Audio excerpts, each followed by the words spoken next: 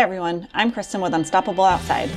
And for this trip, just getting to the Channel Islands National Park is an adventure all on its own.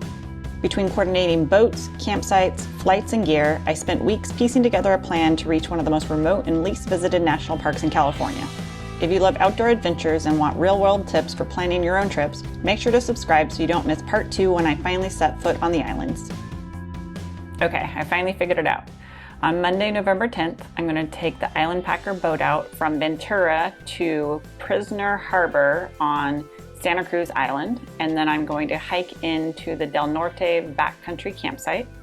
And then on Tuesday, I will hike over across the island to Scorpion Cove to the lower campground and spend the night there Tuesday night.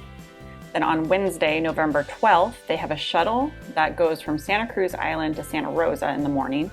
When I arrive at Santa Rosa, I will then hike across the island to the southeast quadrant backcountry beach camping and set up camp there. And then on Thursday, I will hike back across the island towards the Santa Rosa Harbor where they have the official campsite. And I'll spend the night there on Thursday night. And on Friday, I have all day to explore, so I'm hoping to go out to Lobos Canyon. And then at 3 p.m., there will be a boat that picks me up from Santa Rosa and takes me back to Ventura. When you plan a trip out here, every piece has to fit perfectly. First, I had to make sure there were campsites available, not just on one island, but both Santa Cruz and Santa Rosa. Then I had to match those dates with the Island Packers ferry schedule, since they're the only boats that go out there. It's a bit of a chicken and the egg problem. You can't confirm your campsite until you know your ferry times, and you can't book your ferry until you know your campsites. It took a lot of refreshing pages and cross-checking before I finally got everything to line up. That also entails all of the weather working out perfectly for the boats to be on time. And if not, I'm gonna have just a couple extra days of food with me so that I can course correct, and I'll have my Garmin inReach messenger with me since there's no signal out there, so that I can also coordinate with my boyfriend if I need to rebook flights and get a hotel and a different date when I get back. So all part of the adventure, and I am super excited. As I'll be staying at 4 campsites across 2 different islands and need to keep on schedule to catch different boats to and from the islands, I pre-planned my routes using CalTopo.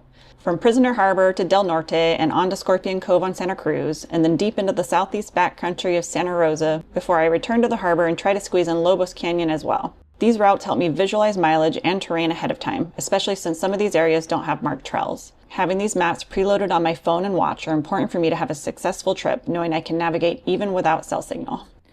So I'm starting to pack for the Channel Islands, and I really need to get my base weight down this time because I'm gonna have to bring extra water for going to the backcountry camp spots because they don't have water out there and there's limited fresh streams that you can get water from. Additionally, I'll be bringing food for about 5 days plus an additional 2 days just in case the weather changes and I have to wait for the boat. I'm sticking with my 10-degree quilt and the sleep sack since I am going to be out there for 4 nights at a minimum. I want to make sure that my quilt stays as clean as possible.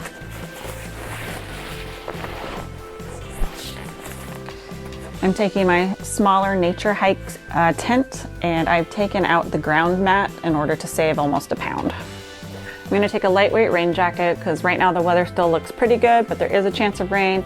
If it looks heavier as we get closer, I will pack some heavier rain gear. And despite being warmer weather, I always bring my puffy because I always get chilled at night.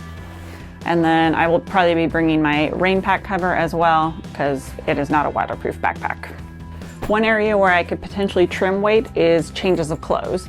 I have a problem where I sweat a lot, so it's a matter of can I wash it and have it dried in time so that I could bring less clothing and just keep alternating over the days.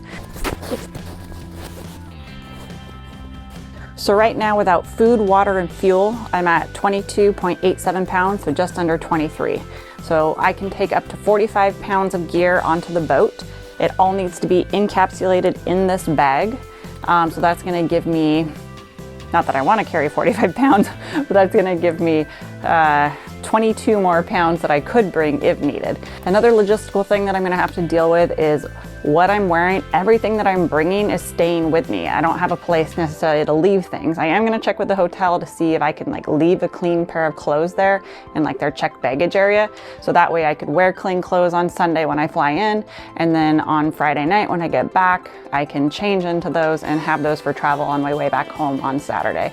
Otherwise, these clothes here, they're what I got, and I'm gonna be stinky, and people are just gonna have to deal with it. So I'm going to start sorting out food for the Channel Islands. I need to be prepared for 5 days, 4 nights, plus 2 extra days in case the boat can't come back to get me. So one of the strategies that I'm gonna use is to take some of these higher calorie camp meals that actually have like 850 calories. So I could eat half of this for dinner and then save the other half for my lunch the next day. That's another strategy to also like limit water needed and not have to cook anything for lunch, but have a decent meal.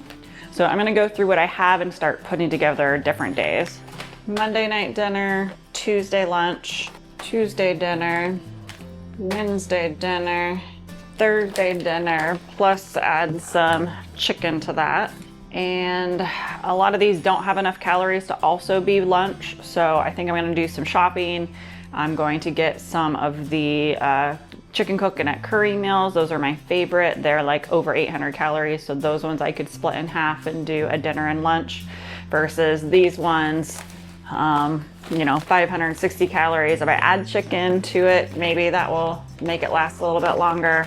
Similarly, 620 calories. If I add chicken to it, then maybe I could split that up into 2 meals. This one's only 340 calories for the cheesy grit, so I definitely add chicken to that to make it 1 meal. And then I've got fig bars for snacks, Cheetos for snacks, and I think I'm also going to potentially do some meat and cheese and tortillas. Those might be the alternates for lunch as well. So I'm gonna work on that. I need to then weigh all this. Hi, buddy.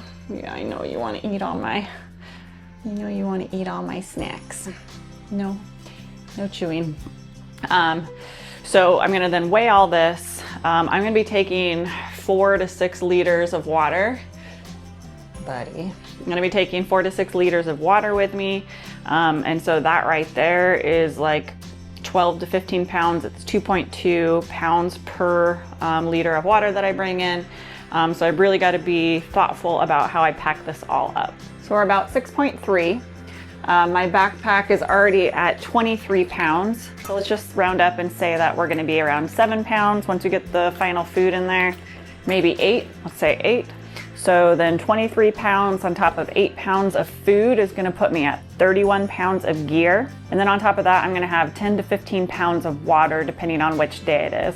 So that's gonna put me at 41 pounds, 46 pounds potentially with water. So there's a few other ways that I can cut down on weight, and that is with reducing the amount of clothes and re-wearing clothes, trying to get it a little bit rinsed off and dried maybe while I'm hiking on the outside of my backpack. So I'm going to explore that option as well. But at least this is a good start. Unfortunately, I will not be bringing River because that would be an additional 12 pounds of fluff.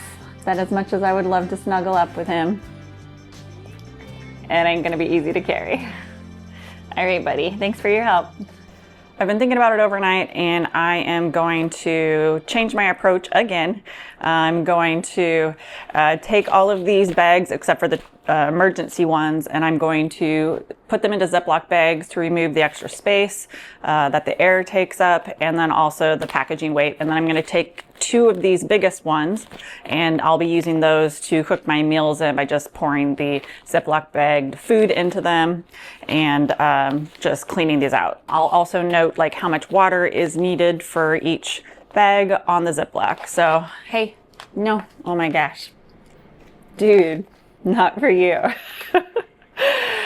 So I'm gonna grab some Ziplocs, and I'm gonna grab some Sharpies, and I'm going to grab a water bottle in order to keep this hungry monster at bay. Get the air out, and then this one requires 1 1/3 cups of water, or 10.5 ounces, and it needs 10 minutes to cook. Okay, first one done. That's going to take up a lot less space. Hey, buddy. You back for more? You just had a good time with that bag. You're never satisfied. He's never satisfied. Hey, no thank you. No thank you. Then came the travel logistics. Oh. Quick on the draw, let's go. Any new words for your new adventure? not new words, but I got my pack weight with all my food down to 31 pounds. Reduced some clothing, and still gonna be at like 45 or so pounds since I add all my water, but that's okay. I can do it. My bag is checked. Hopefully it makes it to Burbank without getting damaged or lost. That would be really horrible. The best route and more economical choice ended up being flying to Burbank and then taking the Amtrak straight from the airport to Ventura. Well, I changed into shorts and I look ridiculous, but walking to REI from the airport, it's only a mile and a half, and I just can't bring myself to get an Uber to go that short of a distance. So we are walking. It is 87 degrees. The sun is glorious. I mean, I'm already sweating, but totally worth it. So I'm gonna go to REI, get the fuel. I already passed by the Amtrak station back there. So I'll walk back here after that. We'll head on to Ventura. There's always something else to solve before a trip like this. One key item being that I can't fly with isobutane fuel. So when I land in Burbank, I'll need to walk or taxi about a mile and a half to REI to pick it up, with my full pack on and nowhere to store it from all the research I've done. And because I'll be backpacking in the backcountry, I have to carry extra water for dry camps, plus I'll be bringing additional backup batteries for the extra days that I'll be out there, and enough food for 2 extra days in case the weather turns and the ferries can't make it back. That means every ounce counts, and I'm keeping my pack stripped down to the bare essentials this time.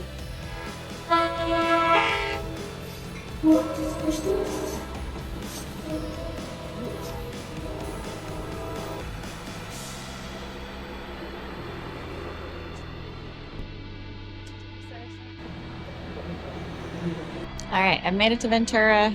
I'm just waiting for a taxi to take me to the hotel. It has been a long travel day. I left my place at 8:20 this morning and now it's about 6:30. So I'm gonna get to the hotel by 6:45 or so. Then I'm gonna clean up real quick. I feel really oily after being at 87 degrees. It's like a lovely, like 65 here. It's kind of hazy from the fog rolling in. But it feels good. I put my jacket on, but honestly I don't need it. And I think the hotel has a restaurant, so I'm just gonna keep it simple, get some food there. And then I get to wake up in the morning and head out to the Channel Islands.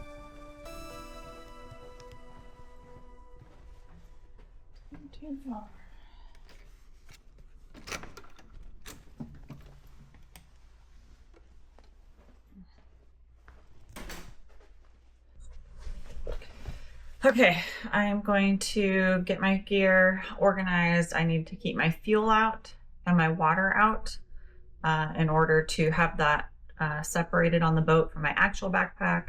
And then I'm also going to put a bag together that's just going to be the pieces that I check for like what I'm wearing right now. I don't need to take jeans with me onto the island. So that'll be for when I get back. And yeah, I think that's kind of it. This is going to be like my carry-on for the boat, so things that I need to hand to them, and then just things that I want to have with me while my bigger bag is sitting wherever they store it. All right, so this is 5 liters of water. There's about almost 3 in here, almost 2 in here, and a half in here. And this is 11 pounds of water. I'm going to throw this in my bag and call it a night. We will see you in the morning when we're finishing our final packing up and heading to the boat. And then on to the Channel Islands, and we'll pick it up from there. Sun's rising. Fog's burning off. That looks nice. So as part of the Island Packers process, they want you to call in the morning after 5:30 to see if the boats are running. I think today will be okay. What I'm more worried about is Friday. It looks like it might be some serious winds coming in. So when I get over there, I'll talk to them. But right now, let's go ahead and call this up and see what the automated message says. Trip status for Monday, November 10th. All trips are going as scheduled. All right, where we go. Might get stuck out there, but where we go. Okay, this pack is very heavy, but we are ready to go. I can definitely tell the weight of the backpack is a lot more. So 31 pounds of gear plus 11 pounds of water, 42, plus my overnight bag that I will check when I get here, so that'll drop it off. So let's just say I'm at like 40, 45 or so. Oof, definitely a little rough. And I know one of the days I'll probably be carrying at about 45 with the additional water I'll need for those longer hikes. So I'll see how my legs hold up. Definitely a lot of compression going down into my feet, so I'm gonna have to massage out those arches, but you guys, it's beautiful.